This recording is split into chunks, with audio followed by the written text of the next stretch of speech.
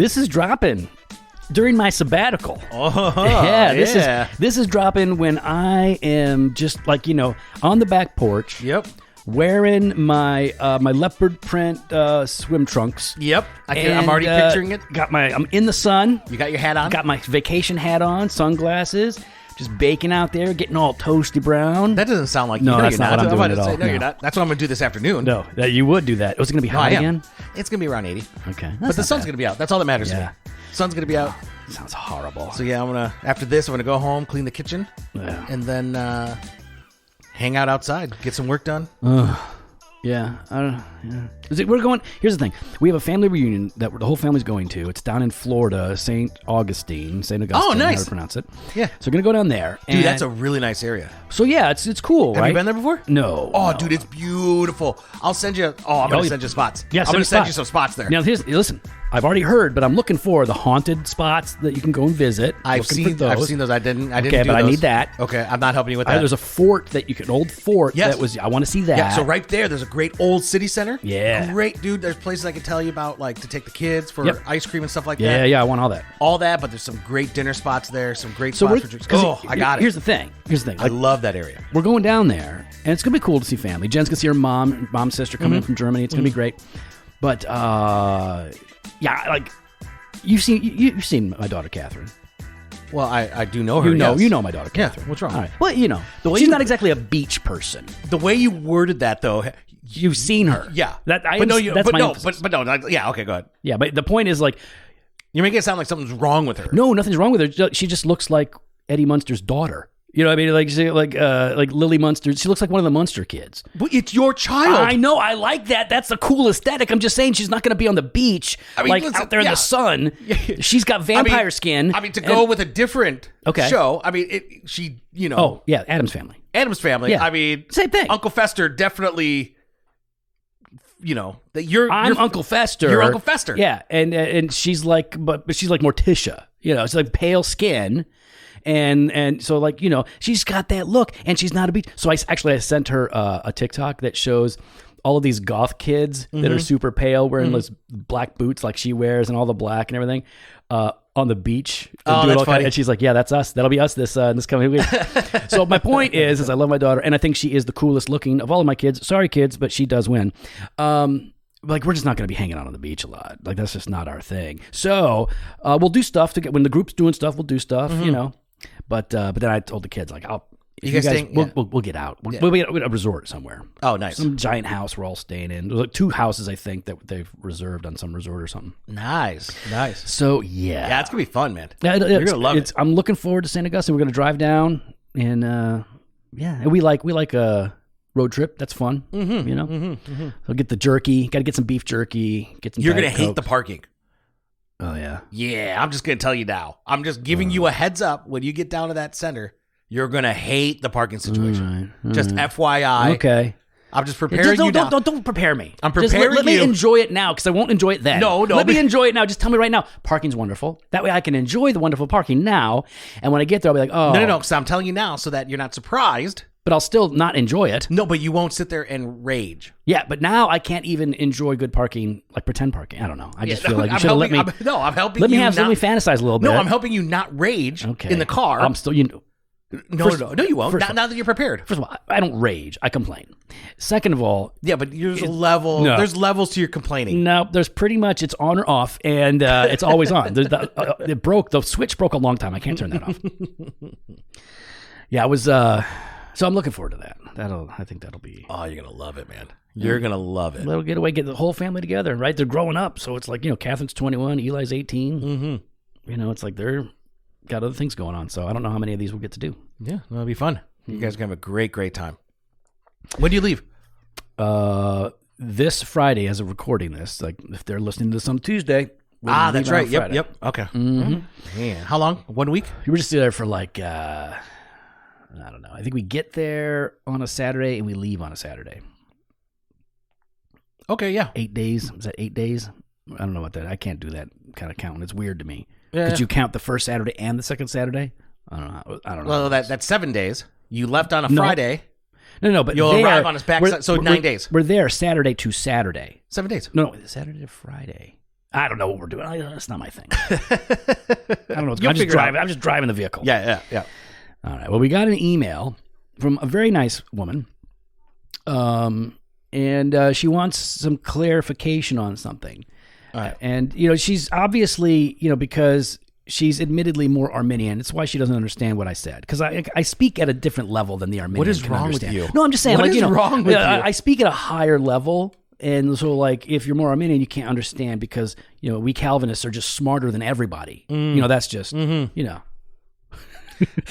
is how a lot of Calvinists kind of present things. That's how they present themselves. And I'm just sitting there going, oh, that's so cringe. Is that how the kids say it nowadays? Cringe. It's cringe, yeah. It's so cringe. Yep, it is. All right, you want to read it? You want me to read it? I'm going to let you read this right. since it's mainly about you. All right.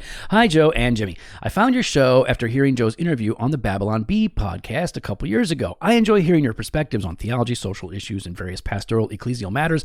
I'm theologically conservative and lean more Arminian myself. But I have great appreciation for the theological robustness and orthodoxy I tend to find in Reformed circles. I share this, quote, man crush on the PCA, end quote, that you spoke of on the Nit Batzig show. Except it's not actually a man crush since I'm a lady. But you get the idea. My background, she says, is mostly United Methodist. I was confirmed in the UMC as a preteen, and I have been a member of 2 UMC churches in the years since. On your recent episode discussing worship music, you mentioned singing songs by Charles Wesley when the lyrics passed theological muster. Makes sense. Then one of you, it would have been me, made a remark about John and Charles Wesley having nutty theology, but you didn't elaborate much. I'm curious what you meant, because obviously, as a couple of Reformed SBC guys, you're not going to agree with 100% of Wesleyan or Methodist theology, but nutty? What's nutty about it? Granted, John Wesley's idea of going on to perfection has always struck me as weird, and then she tries to explain how that might work. She goes, this is kind of long, open-ended question. I don't know if you'll have time to answer it, but just whatever. So thanks, Rebecca. That's a very kindly written way of you saying, like, hey, man, why don't you explain yourself? Yeah. Calling him nutty. Yeah, how dare you, Joe and Jimmy? Oh, I'm sorry I touched your idol, Rebecca. You have broken the 11th commandment. Oh, man. Well, listen, let me just be really up front here. I use the word nutty because I don't think that he's, a false teacher that went to hell. I disagree with him. But nutty means goofy. Nutty means crazy. I'm saying that Wesley, and John Wesley in particular, held or at least expressed views that are not just wrong from my perspective. Obviously, it's always going to be from our perspective, but they're also kind of strange. And also wrong from the Bible perspective. Yeah, so just wrong. Just wrong. Wrong. John Wesley. So yeah, what specifically? Now you mentioned perfectionism, Rebecca, and that's definitely one of the things that I have in mind. Yeah, why don't you expand on that, because I think that's important. This is a part of the problem with Wesley is like you have to read his sermons and you're going through the letters that he wrote.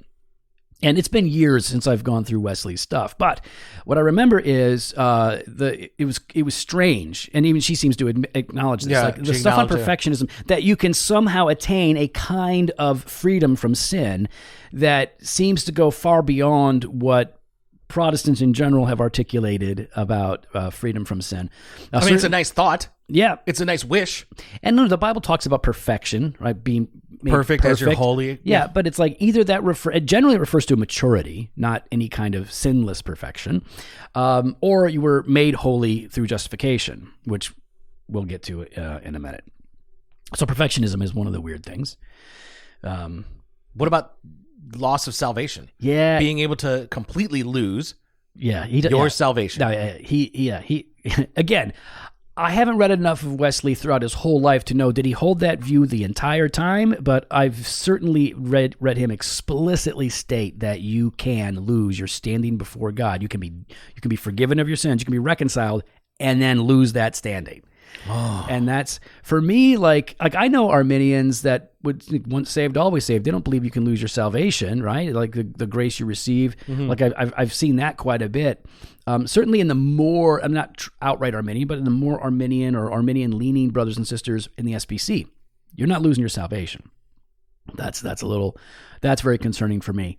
Loss of salvation, definitely. Honestly, he had a pretty bizarre view of justification by denying the imputation of Christ's righteousness. And even again, when he's written about when I was reading him on justification, it seemed at best confusing, and at worst, it really seemed to be an unorthodox view of justification. So that's certainly a nutty, in my estimation, take on a core aspect of the gospel. Yeah. What about baptismal regeneration? Right. Like, there was something going on there. It's like it's been a while, but he had some strange views on baptism, not just paedo-baptism or whatever. Mm-hmm. Like that's, again, Christians disagree, but baptismal regeneration, I do remember that. Yeah, so the sense that the actual the act itself, the waters itself regenerates. Yeah, it brings that converting grace to you in that time. So I just John Wesley had believed some nutty things, right? But that doesn't mean that I don't count him as a believer. Like, we actually respect Wesley for many of the things that were true about him. And listen, I'll say this. I could say much harsher things about people in our own camp, in our own tribe. John Wesley's contemporary, George Whitefield, when he got here, he used to like really have a hard time with the whole slavery thing. He was really like, this is gross, like what you guys are doing, until he decided to own slaves. To go deeper in the Word, to grow theologically, and to become a better teacher or preacher of the Word, we need good tools and the right library. For those who want to go deep and grow with the best resources, we recommend Logos Bible Software. Logos fuses powerful technology with biblical resources. Access Bibles, search tools, commentaries, seminary-level courses, and even audiobooks right on your phone, tablet, or desktop. Logos offers nearly 200,000 digital books from the world's top publishers. Logos editions have been turbocharged with powerful data that connect them with the rest of your library.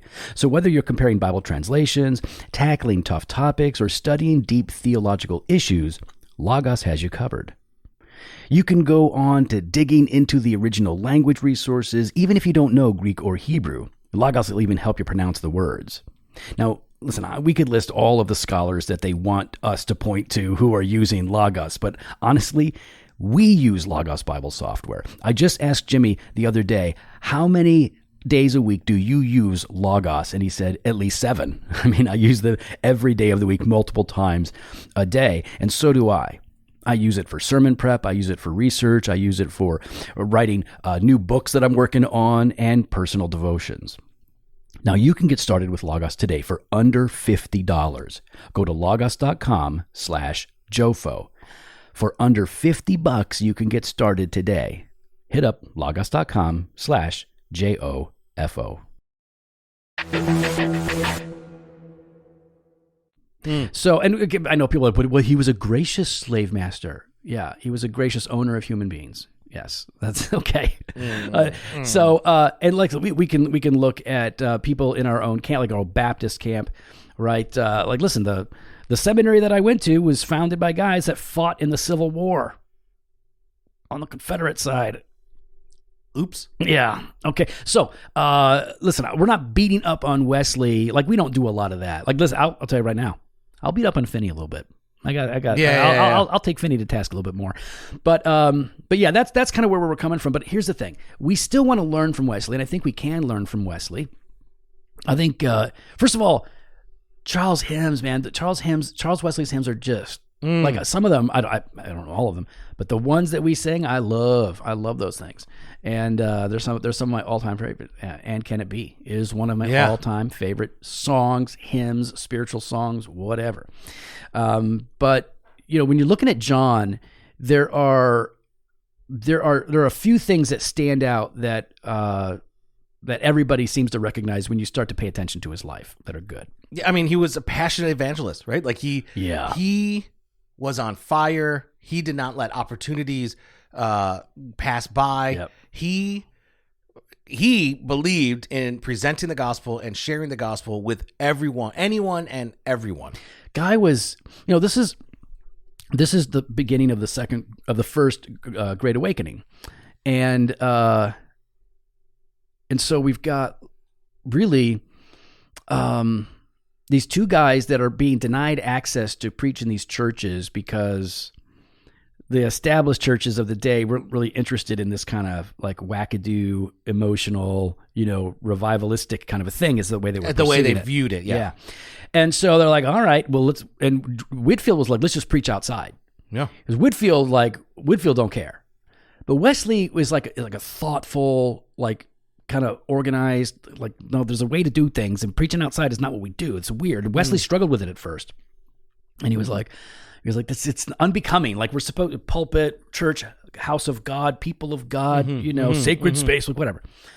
But he didn't just hold to like, this is the way we've always done it and this is inappropriate. He worked it out, and eventually he was like, no, you're right. We're going to have to change things up. And in that sense, even though it wasn't his idea as much as it was George's idea, he still totally embraced it and realized like he's a guy that has had to think outside of the box in a number of ways. And so, passionate evangelist who preached to everybody to great effect, right? I mean, like he was a major tool that God used, him and Whitefield in particular, but many others. But boy, those two buddies, prayer buddies.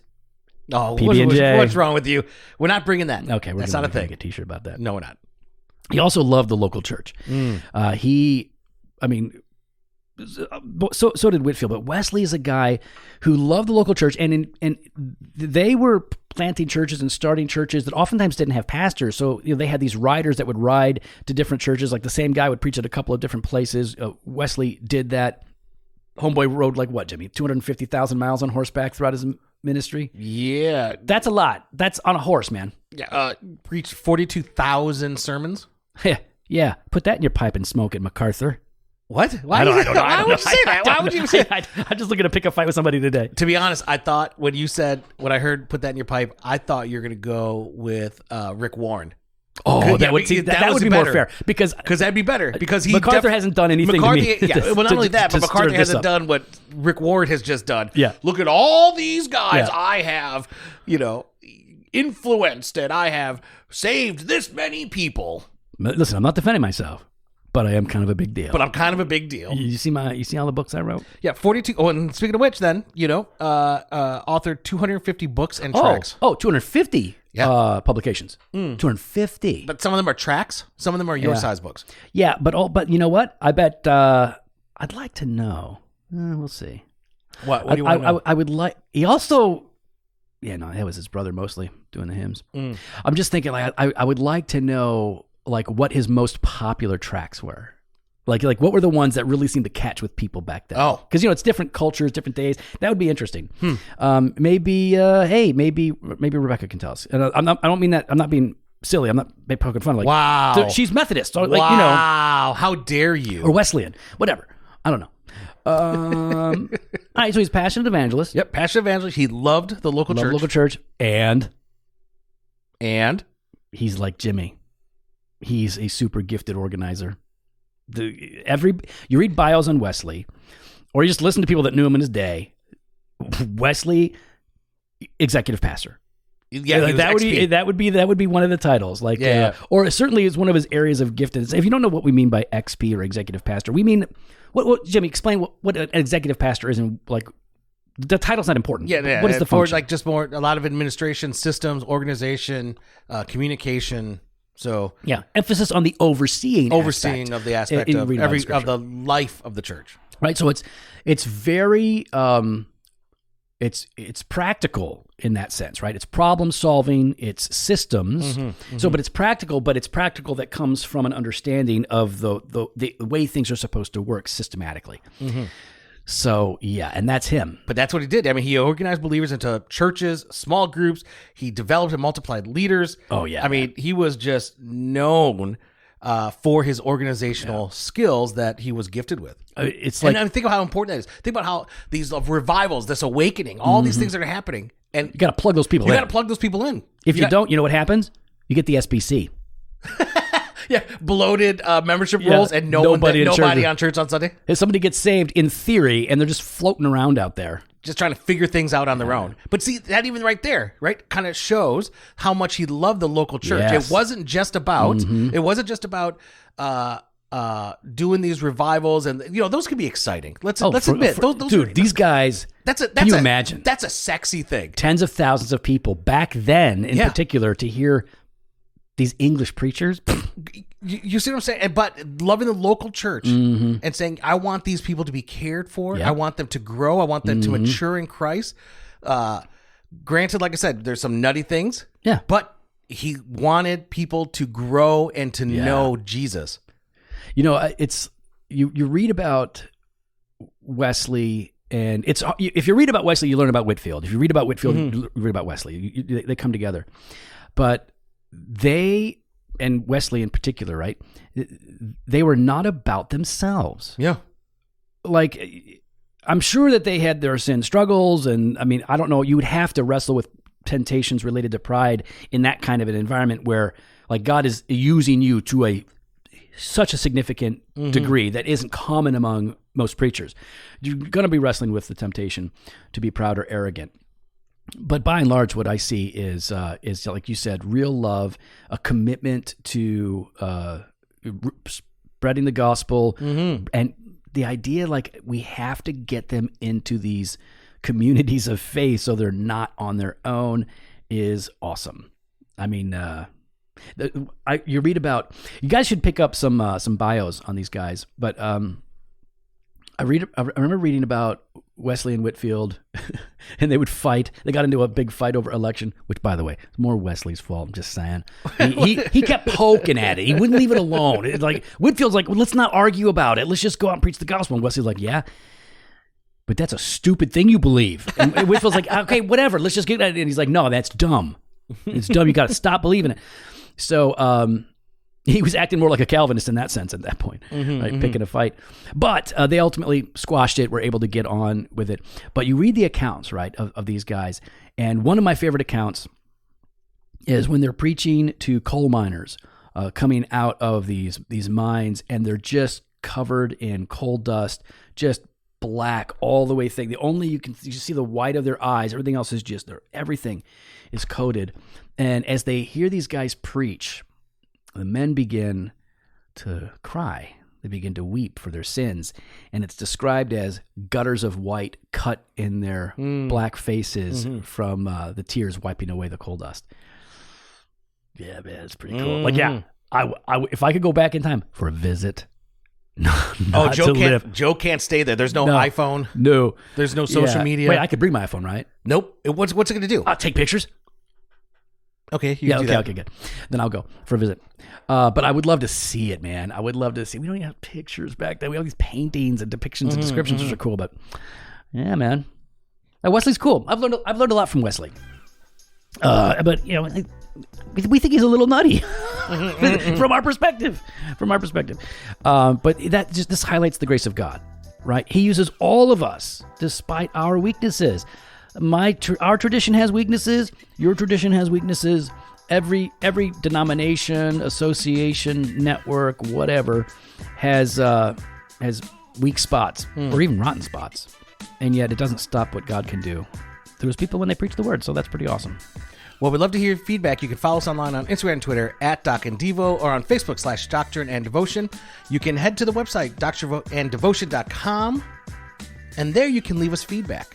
You can sign up for email blasts, hit up the store, jofostore.com, and grab some of that gear. I like that gear. Well, we want to thank you, our all-access subscriber. Thank you for subscribing to your Banter Truth and your Weekday Wisdom Monday through Friday. If you find it beneficial, leave us that honest 5-star review, and also share it. Let others know that they can join in on the conversation. And they themselves, all they got to do is head on over to doctrineanddevotion.com /all-access and sign up today. Later.